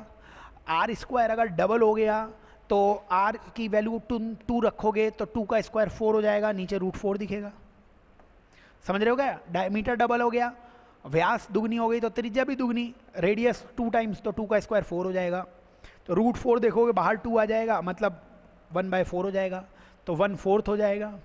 यानी 131 का आंसर अगर आप देखोगे तो वो आना चाहिए आपके पास 4th, ठीक है। तो आंसर्स आ जाएंगे, कुछ खास बात नहीं है, कोई भी क्वेश्चन अपन सॉल्व करें अपने को सारी वैल्यूज़ पता होंगी, सारे फंडे क्लियर होंगे, आंसर ज़रूर आने वाला है। आगे चलिए 132 नंबर के क्वेश्चन पे आ जाइए। 132 में बोला है कॉन्वेक्स मिरर दिया हुआ है, कॉन्वेक्स मिरर आपको दिया हुआ है, कॉन्वेक्स मिरर, तो ये रहा कॉन्वेक्स मिरर, ठीक है। तो ये कॉन्वेक्स मिरर आपको दिया हुआ है और कॉन्वेक्स मिरर की फोकल लेंथ f दे रखी है, rod object is placed at distance f/2। अच्छा, यहाँ पे मैं कुछ विशेष बिंदु बना लेता हूँ f, 2f, और rod object f/2 in front of it from the pole, the mirror produces an image at. अच्छा, वो इमेज कहाँ बनेगी, तो ये तो डायरेक्टली याद करवाया हुआ है तुम्हें, है ना, f/2 पर रखा हुआ है, f/2 पर रख देगा, ये दूरी f/2 है। तो हम तो याद कराते थे डायरेक्टली आपको कि 1 की इमेज 2 में बनेगी, है ना। तो ये रीजन हम 1 बोलते थे, बताइए इसको हम क्या बोलते थे, कलर ले लेता हूँ मैं, कोई अच्छा कलर वाइट ले लेते हैं, बताइए इस रीजन को हम 1 2 3 4 ये बोलते थे। 3 की इमेज 4 में बनती थी, और 4 में बनती थी तो बड़ी बनती थी, और 3 की इमेज अगर 4 में बनेगी तो वर्चुअल बनेगी। अब यहाँ पे हमें बताना है, अच्छा इमेज कहाँ बनेगी, अरे वो भी बता देंगे हम आपको। तो मैग्नीफिकेशन होता था बच्चों f/x, लेकिन इसका फोकस ना इधर कहीं आएगा, क्योंकि ये मिरर ऐसा है ना, तो इसका फोकस इधर आएगा। तो फोकस से कितनी दूरी पर आ जाएगा ये, f और f/2, यानी 3f/2, तो f/3f/2, यानी कि मैग्नीफिकेशन आ गया 2/3। अब मैग्नीफिकेशन अगर 2/3 आ गया तो कितनी डिस्टेंस पर, ऑब्जेक्ट की डिस्टेंस थी f/2, तो इमेज की डिस्टेंस मल्टीप्लाई कर दो, तो कितनी डिस्टेंस पे बनेगी, f/3 डिस्टेंस पर बनने वाली है। समझ रहे हो क्या, तो f/3 डिस्टेंस यानी 132 का आंसर आ जाएगा अपने पास 4th। तो सारे क्वेश्चंस हो जाएंगे, आपको जैसा पढ़ाया हुआ है, जिस तरीके से पढ़ाया हुआ है वैसे सॉल्व करो। ऑप्टिक्स जिस अंदाज में पढ़ाई गई है वैसे पढ़ोगे तो आंसर्स आ जाएंगे। आगे बढ़ते हैं, नेक्स्ट क्वेश्चन की तरफ बढ़ते हैं। क्वेश्चन नंबर 133 पे आ जाते हैं। बताइए 133 नंबर के क्वेश्चन में बोला गया है, interference pattern at a point we observe 16th order of maxima, ठीक है। What order will be visible here if the source is replaced by light of wavelength this. अच्छा, अब इसमें क्या है, एक स्क्रीन है, स्क्रीन पे कहीं एक जगह थी जहाँ 16th मैक्सिमा दिख रहा था। बच्चों 16th मैक्सिमा की डिस्टेंस रही होगी 16 बीटा। अब बोला है अब कौन सा मैक्सिमा दिखेगा, तो मान लीजिए n वाला मैक्सिमा दिखेगा, तो n बीटा 2 उसकी पोजीशन हो जाएगी, पहले की बीटा 1 मान ली, तो बस 16 बीटा 1 बराबर n बीटा 2। बीटा खुद लैम्डा d/d होता है, d/d सेम है, तो आपको 16 लैम्डा 1 बराबर n लैम्डा 2 करना पड़ेगा। 16 लैम्डा 1 की वैल्यू है बच्चों 6000, n की वैल्यू पता नहीं, लैम्डा 2 की वैल्यू है 4800, लैम्डा 2 की वैल्यू है 4800। यहाँ से आपके पास 2 0 से 2 0 कैंसिल हो जाएंगे, और 2 0 से 2 0 कैंसिल होने के बाद आप इसे 6 से कैंसिल कीजिए, तो ये 6 10 जा 60 आ जाएगा, 6 8 जा 48 आ जाएगा। 8 से ये 2 आ जाएगा, 2 और 10 20 हो गया, यानी कि 133 का आंसर आप देखेंगे तो वो भी आपको दिखना चाहिए 3rd, ठीक है। आगे चलते हैं, नेक्स्ट क्वेश्चन की तरफ चलते हैं, और नेक्स्ट क्वेश्चन में आपसे बोला गया है 134th। बताइए 134th नंबर में बोला गया है कि electric field at a far away distance R on the axis of dipole. बच्चों डायपोल ये बना लिया मैंने, डायपोल की डायरेक्शन बना लिया अपन ने, है ना, माइनस से प्लस की तरफ, और बहुत दूर पर इलेक्ट्रिक फील्ड E0 है, तो एक्सिस पर इलेक्ट्रिक फील्ड होता था 2 kp/r³, ये दे रखा है। What is the electric field eight 2r on perpendicular bisector. अच्छा, अब बताओ परपेंडिकुलर बाइसेक्टर पर इलेक्ट्रिक फील्ड होता था बच्चों kp/r³, kp/r³, r की वैल्यू 2r आ जाएगी, kp/r³ हो गया। लेकिन ये माइनस में होता था, डायरेक्शन अपोजिट होती थी, तो माइनस लगा दिया, यही आंसर है नया। तो कितना आ जाएगा, -kp/8r³। क्या kp/r³ की वैल्यू, kp/r³ की वैल्यू E0/2 निकाली जा सकती है, तो kp/r³ की जगह मैंने -1/8 तो था ही, E0/2 और रख दिया, तो E0/16 वो भी माइनस में, तो -E0/16, 134 का आंसर अगर आप देखोगे तो वो 2 आने वाला है आपके पास, ठीक है, यही इसका आंसर आ जाएगा। आगे चलिए, नेक्स्ट क्वेश्चन की तरफ चलते हैं अपन और 135 नंबर पे आ जाते हैं। 135 में क्या बोला गया है, टू आइसोलेटेड स्फेरिकल कंडक्टर्स, तो अलग अलग कंडक्टर्स हैं, इसकी रेडियस है 5 सेंटीमीटर, इसकी रेडियस है 10 centimetre. They have charges 12 microcoulomb -3 microcoulomb. Find the charge on bigger sphere after they are connected with conducting wire. अब इनको वायर से जोड़ दिया। बच्चों पता होना चाहिए जो फाइनल चार्ज होता है उसका रेशियो रेडियस के रेशियो में होता है, पता होना चाहिए फाइनल चार्ज का रेशियो रेडियस के रेशियो में होता है। पोटेंशियल सेम करोगे तो आ जाएगा, तो फाइनल चार्ज का रेशियो 1:2 आ जाएगा। तो टोटल चार्ज इन पे कितना है, 12 और -3 का मतलब कितना हो गया, टोटल चार्ज 9 था। 9 था तो बताइए इस 10 वाले को कितना हिस्सा मिलेगा, 2 गुना हिस्सा मिलेगा, तो 2/3 ऑफ 9 यानी ये 3 आ गया, यानी 6 माइक्रोकूलम। 135 का आंसर फर्स्ट आ जाएगा। इसके पास 6 हो जाएगा, इसके पास 3 हो जाएगा। ट्रांसफ़र चार्ज भी तुमसे पूछ सकता था, वो इसमें पूछा हुआ नहीं है, तो ये 35वें क्वेश्चन का आंसर आ जाएगा आपके पास। तो ये सेक्शन ए के 35 के 35 सवाल हो चुके हैं। आओ सेक्शन बी की तरफ चलते हैं। सेक्शन बी में सवाल 15 आएंगे, लेकिन जो पहले 10 आप करके आओगे उन्हीं 10 सवालों को ही चेक किया जाएगा। आगे ज़्यादा करके आओगे तो वो सवाल आपके चेक नहीं होंगे, इसीलिए याद रखें अपन कि केवल पहले 10 सवाल ही करें, ठीक है।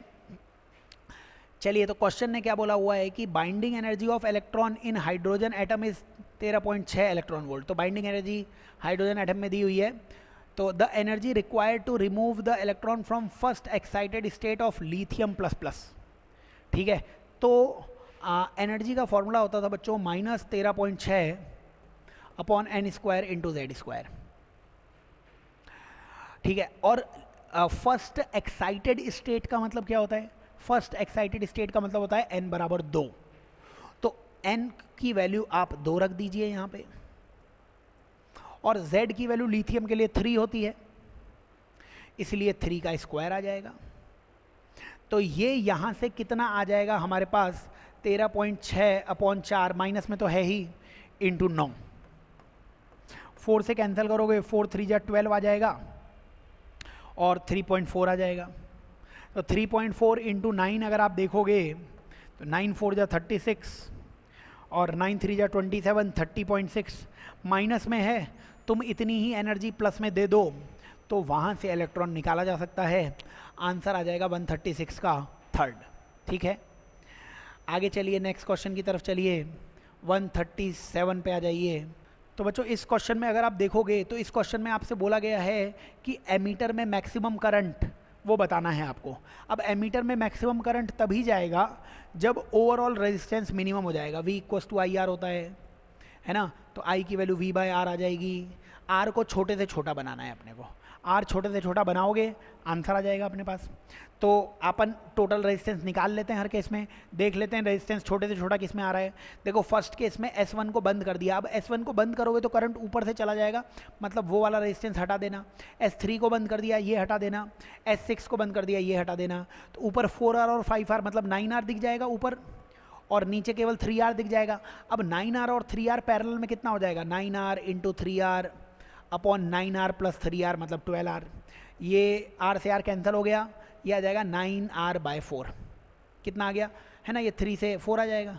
तो पहले ऑप्शन से मेरे को R मिल रहा है 9R/4, जिसमें रेजिस्टेंस कम से कम होगा, करंट उसमें ज़्यादा से ज़्यादा हो जाएगा। अच्छा, तो पहले केस में आंसर आ गया 9R/4। अब सेकंड का आंसर बताओ। सेकंड में दूसरे कलर का इस्तेमाल कर लेता हूँ, थोड़ा सा इसका फ़ायदा उठा लेता हूँ मैं, अलग अलग कलर का। तो S2 को बंद करना है, इस बार बंद करना है S2 को। S2 कहाँ दिख रहा है, S2 मेरे को दिख रहा है कौन सा, S1 S2, अच्छा ये रहा S2। तो एक तो इसको बंद करना है, तो ये हटा देना। S4 को बंद करना है, इसको हटा देना। और S5 को बंद करना है, तो इसको हटा देना। तो ऊपर कौन सा बाकी रह जाएगा, दूसरे फिगर से देख लेना। ऊपर एक तो ये बाकी रह गया 6R, और नीचे कौन सा बाकी रह गया, R और 2R मतलब 3R। तो 6R और 3R से क्या बनेगा, 6R इंटू 3R, और 6R + 3R 9R हो जाएगा। R से R कैंसिल है, ये 2R आ जाएगा, तो ये आ जाएगा 2R, ठीक है। तो ये 2R आ जाएगा अपने पास। इसके बाद अगर अपन देखें कि थर्ड कॉम्बिनेशन क्या है, S1 को बंद कर दिया गया है, तो मैं ये हटा देता हूँ। एक बार वैल्यू याद रख लेना, पहले की आ रही है 9r/4, दूसरे की 2r, 9r/4 और 2r है ना, पहले की आ रही है 9r/4, दूसरे की आ रही है 2r। अच्छा, तीसरे में S1 बंद कर दिया, इस 1 को हटा देने का, S3 को हटा देने का, और S5 को भी हटा देने का। तो सबको जोड़ोगे तो कितना हो जाएगा, 6 5 कितना हो गया, 11 और 4 15r हो गया। और लास्ट में 2 3 4 को बंद किया हुआ है, 2 3 4, 2 3 और 4, 2 कौन सा है, ये रहा 2, ये रहा 3, ये रहा 4। बताओ 2 3 4 को अगर बंद करोगे, ऊपर दिखेगा 6r और नीचे दिखेगा 4r, तो 6r इंटू 4r और 6 + 4r मतलब 10r, r से r कैंसिल, 2.4r दिख जाएगा, 6 4 जा 24, 2.4r। सबसे छोटा रेजिस्टेंस 2r दिख रहा है मेरे को, क्योंकि 9r/4 करोगे वो भी 2 से बड़ा हो जाएगा। सबसे छोटा रेजिस्टेंस सेकंड केस में है, अगर सबसे छोटा रेजिस्टेंस सेकंड केस में है तो सबसे ज़्यादा करंट सेकंड केस में होगा, वही तुमसे पूछा था, ठीक है। चलो नेक्स्ट क्वेश्चन की तरफ चलते हैं, लेकिन ये क्वेश्चन लंबा था, तो 15 में से ये सवाल लास्ट में करना, टाइम बच जाए तब, ठीक है। आसान था बट लंबा था। तो नेक्स्ट क्वेश्चन की तरफ चलते हैं अपन। 137 के आगे 138 138 पे आ जाते हैं। बताइए 138 क्वेश्चन अगर आप देखोगे, 138 में बोला है 1/4 of the radio active nucleus remains after 8 second. बच्चों 8 सेकेंड के बाद 1/4 बाकी रह गया, तो 1/4 को आप 1/2 की पावर n लिख सकते हो। n आ जाएगा यहाँ से 2, n का मतलब होता है 2 हाफ लाइफ, 2 हाफ लाइफ का टाइम 8 सेकेंड दिया हुआ है, तो हाफ लाइफ का टाइम हो जाएगा 4 सेकेंड के बराबर, यानी 138 का आंसर कितना आ जाएगा, 138 का आंसर कितना आ जाएगा, फर्स्ट आ जाएगा, ठीक है। आओ नेक्स्ट क्वेश्चन की तरफ चलते हैं, अगले क्वेश्चन की तरफ चलते हैं। बहुत आसान से क्वेश्चंस हैं, आने चाहिए आपको। 139 क्वेश्चन में क्या बोला हुआ है, गैल्वेनोमीटर हैज रेजिस्टेंस, एक गैल्वेनोमीटर जिसका रेजिस्टेंस है 200 ohm, it gives full deflection on passing 5 milli ampere. अच्छा 5 मिली एम्पियर करंट इसमें जाएगा तब फुल स्केल डिफ्लेक्शन आएगा, चलो ऐसा बोला गया है। Now convert it into a volt meter of range 0 से 10 वोल्ट।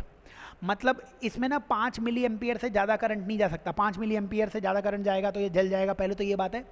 अब इसकी वोल्टेज रेंज 10 वोल्ट तक करनी है। अब ये बताओ कि अगर इसकी वोल्टेज रेंज बढ़ानी है तो आप इसके एक तो पैरेलल में मत जोड़ना, क्योंकि पैरेलल में तो V सेम ही रहता है, तो इसकी सीरीज़ में हमने, और बोला भी है सीरीज़ में कितना रेजिस्टेंस जोड़ेंगे, तो बस आपको वापस से 10 वोल्ट चाहिए तो V बराबर IR लगा दो। V की वैल्यू आपको कितनी चाहिए, 10 चाहिए। I की वैल्यू 5 मिली मतलब 5 × 10⁻³ और R की वैल्यू आ जाएगी 200 + R। V = IR। V की वैल्यू कितनी है, V की वैल्यू 10, I की वैल्यू 5 × 10⁻³ R की वैल्यू 200 + R। सॉल्व कर लो बच्चों इसे, 5 से ये कितना आ जाएगा 2, 10⁻³ दूसरी तरफ आएगा तो 2000 बराबर 200 + R। R की वैल्यू कितनी आ जाएगी 1800 के बराबर, R की वैल्यू 1800 के बराबर, 139 का आंसर 4th आ जाएगा अपने पास, ठीक है। चलो नेक्स्ट क्वेश्चन की तरफ चलते हैं, अगले प्रश्न की तरफ चलते हैं। Question number 140।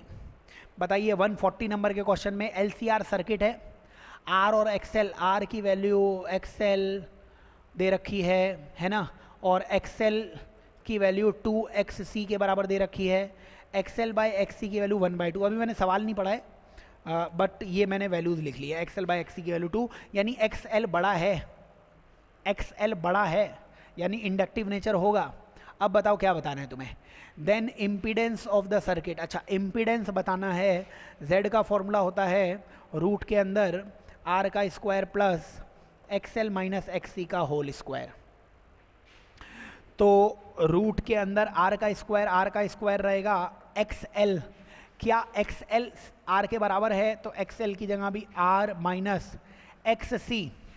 अब क्या आप यहाँ से देख सकते हो R बराबर 2XC भी लिखा था, R बराबर 2XC, तो 2 नीचे आ जाता तो XC की वैल्यू कितनी आ जाती, R/2 का होल स्क्वायर। बताओ कितना हो जाएगा, R - R/2 कितना हो जाएगा, R/2 का स्क्वायर, R²/4, तो अंदर बाकी रह गया R² + R²/4, यानी आंसर आ गया आपके पास √5 R/4। √5r/2, क्योंकि 4 एलसीएम लोगे, रूट के बाहर 2 आएगा, एक r आएगा ही, ऊपर 5 आएगा, √5r/2 सेकेंड और फोर्थ में से आंसर हो सकता है ना, सेकेंड और फोर्थ में से ही आंसर होगा। और tan phi का फॉर्मूला होता था XL - XC/R। अब XL - XC करोगे तो ये लिखा हुआ है XL - XC R - R/2 यानी R/2, R से R कैंसिल, 1/2 यानी 0.5 यानी फोर्थ आंसर आ जाएगा, है ना, क्योंकि R की वैल्यू पहले ही थी, तो 140 का आंसर कितना हो जाएगा, फोर्थ हो जाएगा। ठीक है, चलो नेक्स्ट क्वेश्चन की तरफ चलते हैं, अगले प्रश्न की तरफ चलते हैं। 141 पे आ जाते हैं। 141 नंबर पे बताइए, कॉयल हैविंग एरिया दे रखा है आपको 2 metre square, magnetic field change हो रहा है, बी चेंज हो रहा है, B initial 1, B final 4 tesla, time दिया हुआ है 0.2, इंड्यूस्ड ईएमएफ आ गया। इंड्यूस्ड ईएमएफ होता है बच्चों d∅/dt, इंड्यूस्ड ईएमएफ होता है ΔΦ/t, तो इंड्यूस्ड ईएमएफ आ जाएगा phi final - phi initial upon t। phi की वैल्यू b इंटू ए होती है, और अगर phi की वैल्यू b इंटू ए होती है तो यहाँ से आप, क्योंकि b चेंज हो रहा है, एरिया कांस्टेंट है, तो इसको मैं लिखता b इंटू ए माइनस b इंटू ए, b initial b final upon t, तो आंसर आ जाता a इंटू ΔB/t। एरिया को मल्टीप्लाई करना पड़ेगा डेल्टा बी से, एरिया कितना है 2, चेंज इन मैग्नेटिक फील्ड 4 और 1 का मैग्नेटिक फील्ड 3, और टाइम दिया हुआ है 0.2, तो ये 0.2 आ गया बच्चों, पॉइंट हटाओगे ऊपर 0 आ जाएगा, 30 वोल्ट यानी 141 का आंसर आ जाएगा सेकेंड। ठीक है, आओ नेक्स्ट क्वेश्चन की तरफ चलते हैं, अगले प्रश्न की तरफ चलते हैं अपन। और 142 नंबर के क्वेश्चन में बोला हुआ है कि एक अपने को दिया हुआ है conducting loop, magnetic field increase हो रहा है बच्चों, मैग्नेटिक फील्ड क्रॉस मतलब अंदर की तरफ बढ़ रहा है, अपोज कीजिए मतलब मैग्नेटिक फील्ड बाहर की तरफ आना चाहिए, तो उंगलियां मेरी घूम जाएंगी इस डायरेक्शन में, ये मेरे को एंटी क्लॉकवाइज दिख रही है, इस तरीके से इंड्यूस्ड करंट आएगा एंटी क्लॉकवाइज। 142 का आंसर वो आ जाएगा सेकंड। इंक्रीज हो रहा था मैग्नेटिक फील्ड, आप डिक्रीज कीजिए, आप इंड्यूस या प्रेरण बाहर कराइए, उंगलियां घूम जाएंगी, आंसर आ जाएगा। नेक्स्ट क्वेश्चन में चलिए, 143 क्वेश्चन में चलिए।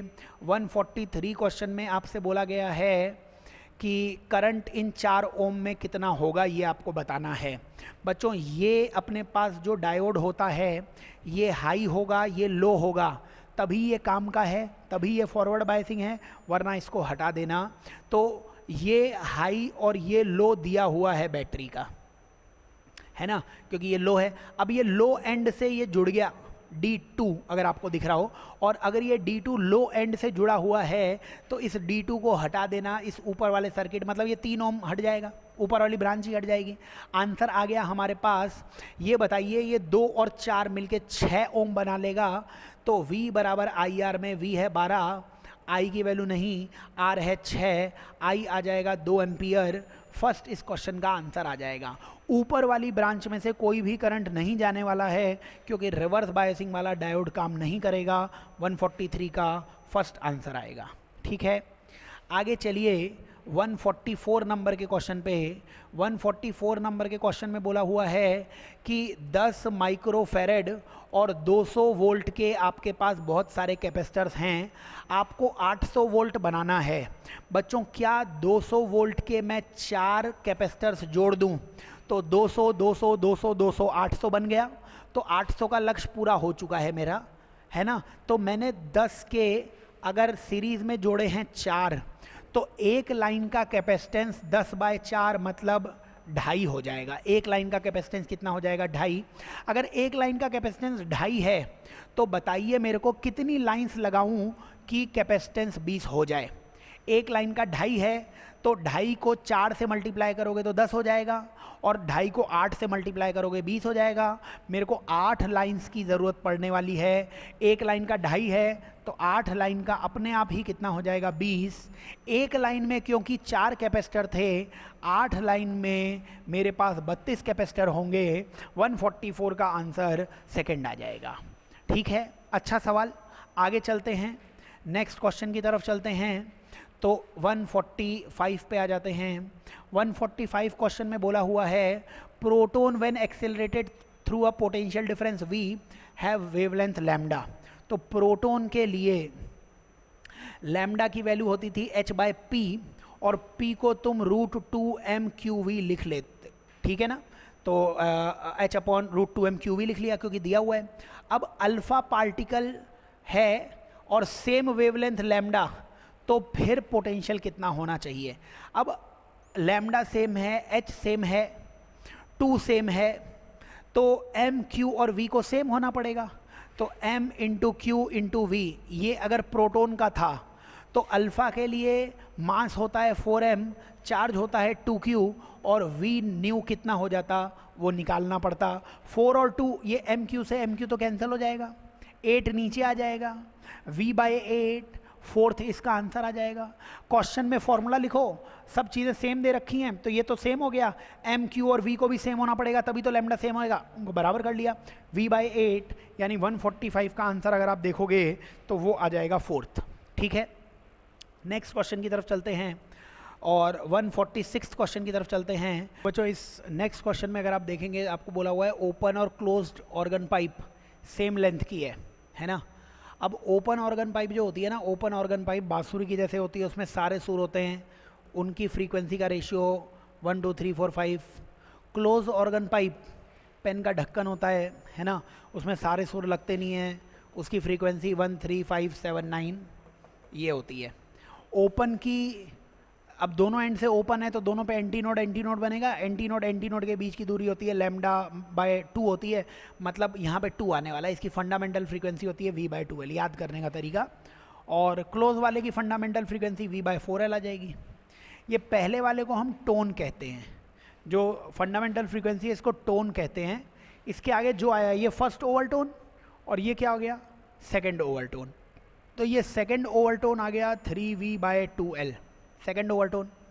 और इसमें भी ये फर्स्ट ओवरटोन, ये सेकेंड ओवरटोन, तो इसका सेकेंड ओवरटोन कितना आ गया 5v/4l, 5v/4l। तो कितना आंसर आ गया 3/2 और उधर 4 और नीचे 5, ये 2 से 2 को कैंसिल किया 6/5 आंसर आ जाएगा। पता होना चाहिए, सिंपल आपको जो बताया हुआ है उससे आंसर आ जाएगा। नेक्स्ट क्वेश्चन पे चलो, अगले प्रश्न पे चलो, 147 पे देख लो। 147 में अगर आप देखोगे आपसे पूछा गया है कि फ्रीक्वेंसी ऑफ ऑसिलेशन। अब ये K1 और K2 बच्चों सीरीज़ में है, सीरीज़ में ये इनका आंसर आता है K1 K2 upon K1 plus K2। Series में इनका आंसर आता है, कैपेसिटर के जैसे होते हैं। तो सीरीज़ में स्प्रिंग आती है 1/K1 प्लस 1/K2, जिसको सॉल्व करोगे तो K1 K2 upon K1 plus K2 आ जाएगा। तो टाइम पीरियड कितना आ जाएगा 2π√m/k, k की जगह K1 K2 और ऊपर आ जाएगा K1 प्लस K2, ठीक है। तो ये आंसर है। फ्रीक्वेंसी पूछेगी, इसको उल्टा करोगे तो 1/2π आ जाएगा, 1/2π ऊपर आ जाएगा K1 K2, नीचे m K1 प्लस K2, यानी 147 का तुम आंसर देखोगे तो फोर्थ आना चाहिए, ठीक है। आओ नेक्स्ट क्वेश्चन की तरफ चलते हैं। अगले क्वेश्चन में आपसे पूछा गया है सर्कुलर कॉयल जिसके नंबर ऑफ टर्न्स n हैं, इसको L लेंथ के वायर से बनाया गया है। तो एक L लेंथ का तार था, इससे n टर्न्स बनाए गए हैं।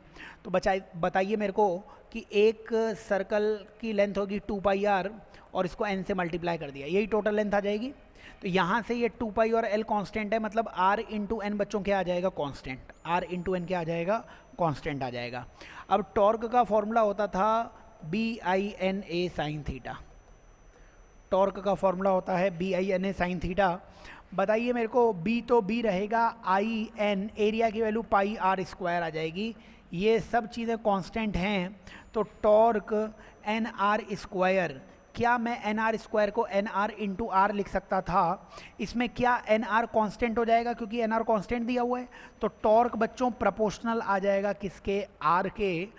क्या R की जगह तुम 1/n लिख सकते हो? बिल्कुल, n नीचे आ जाएगा, R और n इन्वर्सली प्रोपोर्शनल है, व्युत्क्रमानुपाती है।